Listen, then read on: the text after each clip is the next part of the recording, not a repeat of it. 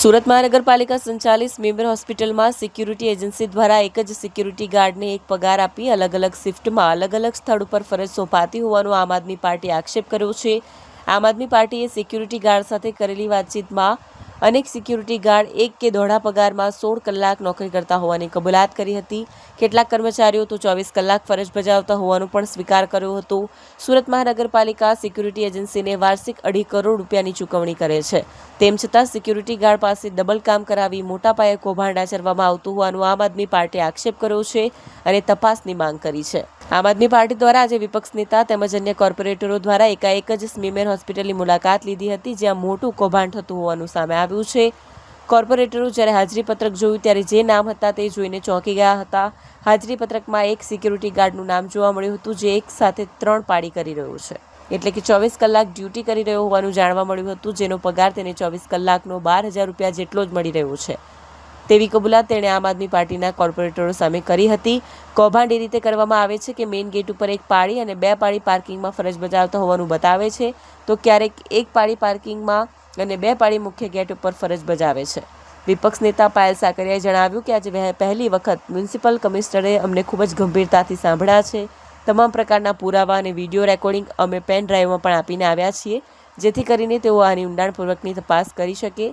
તેમણે તમામ પુરાવા જોયા છે અને સંબંધિત અધિકારીને કડક શબ્દોમાં સૂચના આપી છે કે આ પ્રકારનું કૌભાંડ ચાલતું હોય તેને તાત્કાલિક અસરથી રોકવા માટે લેવામાં આવે। કરોડો રૂપિયાનું સિક્યુરિટી બજેટ સુરત કોર્પોરેશન ફાળવે છે, પરંતુ શક્તિ પ્રોટેક્ટ સિક્યુરિટી પ્રાઇવેટ લિમિટેડ જેવી કંપની સામે અત્યાર સુધી શાસકો કોઈ પગલાં લઈ શક્યા નથી। આ ફરિયાદ આજકાલની નથી, પરંતુ ઘણા સમયથી થાય છે, પરંતુ શાસકોને અધિકારીઓને આ કૌભાંડ રોકવામાં જાણે કોઈ પણ પ્રકારનો રસ નથી। સુરત મહાનગરપાલિકા દ્વારા કરોડો રૂપિયાનું ટેન્ડર સિક્યુરિટીને આપવામાં આવે છે અને આ સિક્યુરિટી અલગ અલગ પ્રકારની જગ્યાઓ પર આપણે જે કોર્પોરેશનની જે પ્રોપર્ટી છે એની એ બધી જગ્યાઓ પર સિક્યુરિટી ગાર્ડ મૂકે છે અને એમાં કરોડો રૂપિયાનું કૌભાંડ કરે છે। કૌભાંડ તો કરે છે, પણ માણસો જે લોકો ત્યાં જોબ કરે છે એમનું પણ શોષણ કરે છે। 8 કલાક કામ કરાવવાના બદલે 24 કલાક કામ કરાવે છે અને પગાર પણ ઘણી બધી મહિલાઓને આજે અમે મળ્યા, એમના વિડીયો રેકોર્ડિંગ પણ અમે આજે કમિશનરશ્રીને આપ્યા છે કે 5-5 હજાર માત્ર પગાર આપવામાં આવે છે અને ખૂબ એમની પાસેથી કામ લેવામાં આવે છે। હાજરીનું કૌભાંડ, ત્યાં પછી માણસોને ત્યાં જેટલા લોકો કામ કરે એમનું શોષણ। આ તો અમે ખાલી સ્મીમેર પર આજે વિઝિટમાં ગયા હતા, જેમાં મારી સાથે રચનાબેન, મહેશભાઈ, વિપુલભાઈ, અમે 4-5 અમે નગરસેવકો સાથે મળીને ત્યાં ગયા હતા। આ સ્મીમેરની અંદર આ તમામ ગેરરીતિઓ દેખાય ને આખા સુરતની અંદર તમામ જગ્યાઓ ઉપર આ સિક્યુરિટીનું જે અલગ અલગ એજન્સીઓ કામ કરે છે તમામ જગ્યાઓ ઉપર આ બધી ગેરરીતિઓ દેખાય છે અને આ બાબતે વારંવાર રજૂઆતો કરી છે।